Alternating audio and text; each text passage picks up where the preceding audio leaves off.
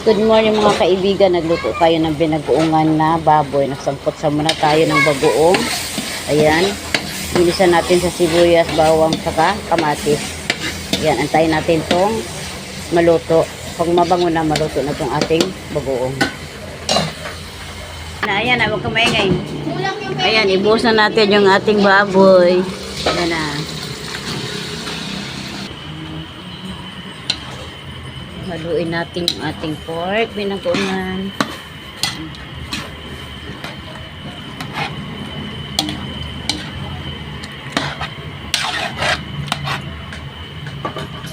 Takpan natin ulit.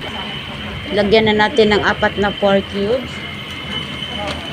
Lagyan natin ng magic.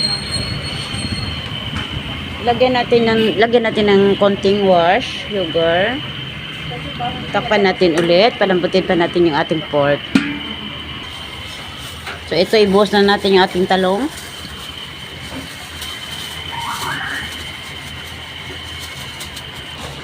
So ito na mga kaiban, haluin na natin.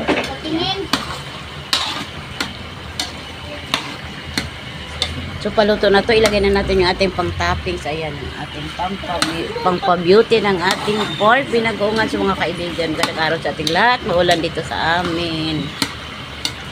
Ayan, luto na yung ating pork binagoongan.